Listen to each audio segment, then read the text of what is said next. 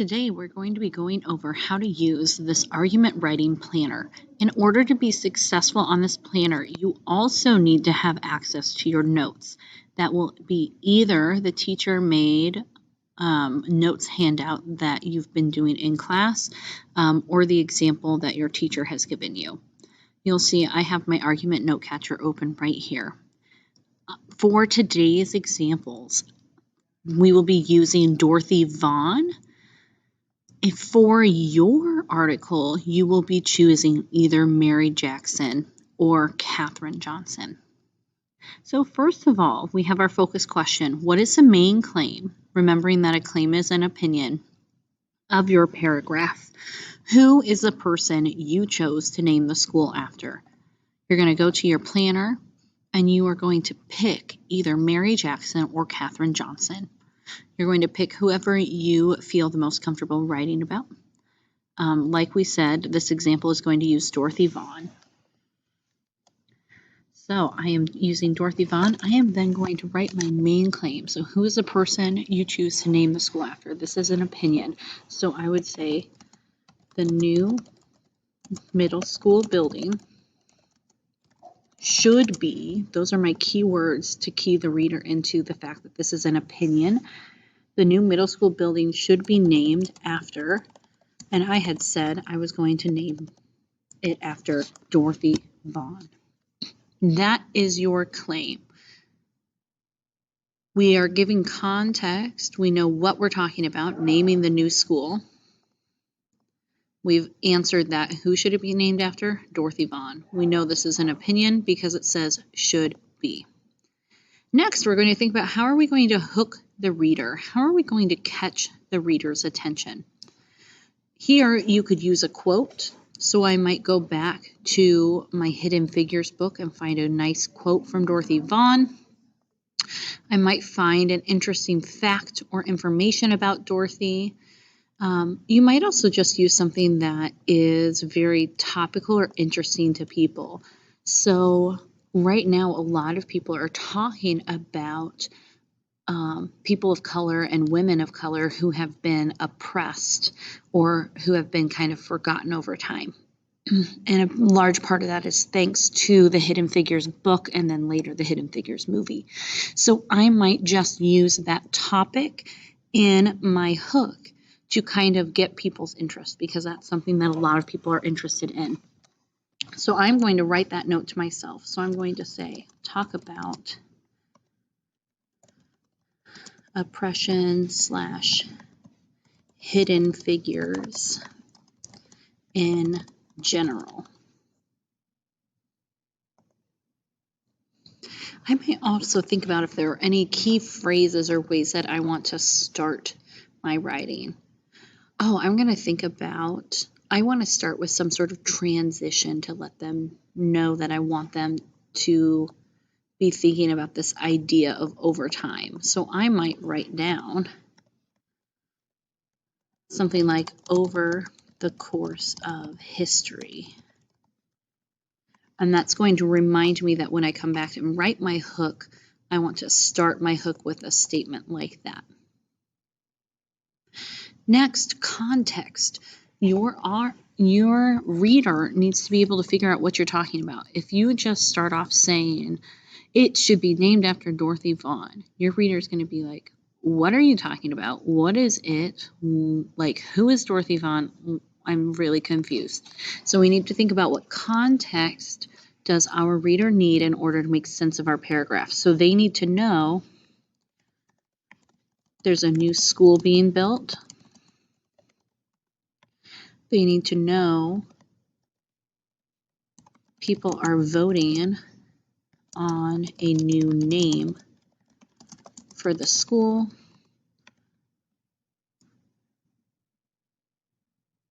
And then we will also need to provide context about Dorothy Vaughan and how she qualifies as a hidden figure.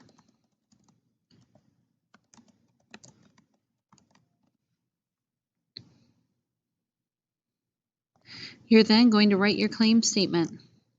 This should be really similar to your focus up here. Your new middle school building should be named after Dorothy Vaughan. In fact, I'm just going to copy and paste that entire thing down here. The new middle school building should be named after Dorothy Vaughan. I might then add an important mathematician during the civil rights era / space race. That helps provide context of how she is a hidden figure and starts hinting at why she might be somebody that we should name a school after. Then you're going to start plugging in evidence. This is where you are really going to need your note catcher. So what evidence from the text supports your claim? Why should we name it after Dorothy Vaughan? Or why is she an important mathematician? We're going to go to our note taker. Oh, she was the first female Black engineer of NASA. Your evidence is on the left side of your organizer. I'm going to go to my organizer. She was the first female Black engineer at NASA.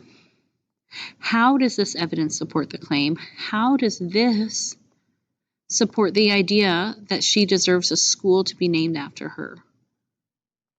Sometimes this can be your reasoning. So I'm going to look at what I wrote here. This was when the civil rights movement was happening and there was a lot of racism and prejudice in America. It's amazing that she was able to become a successful engineer during this time period. Yeah, my reasoning for why that was amazing supports the idea of why she deserves to have the school named after her. So I can just fill in my information there. I'm then going to look at my second piece of evidence. So what also supports the claim? I'm going to go back to my note catcher. Ooh, I love this idea.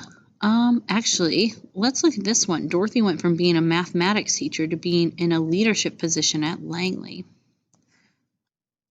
I think that's good evidence of why she should have the school named after her.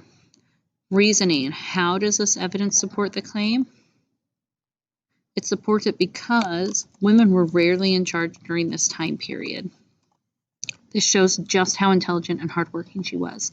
I'm going to add another sentence here, though, too, because it's talking about her being a mathematics teacher. What are we naming this? Naming after her? A new middle school building. So I could tie that into my reasoning, too, saying that she deserves a school building named after her because she used to be a teacher. So I'm going to add that to my reasoning. So Dorothy Vaughan used to be a math teacher. Because of this, it makes sense to name a new school building after her.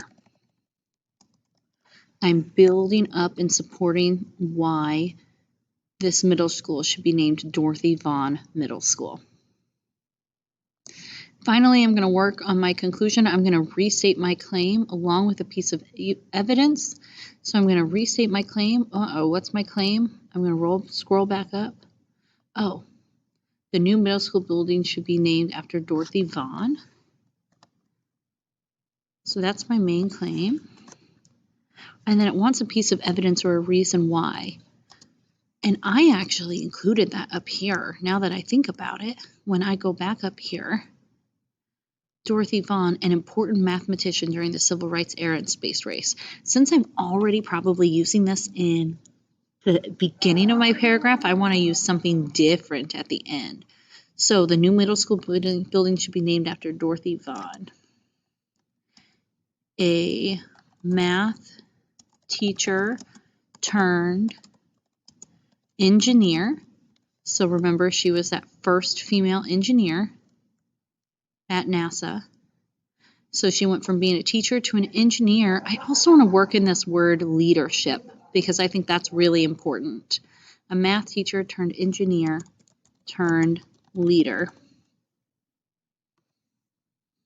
It's got my claim, and then it's got some evidence and reasons in there as well.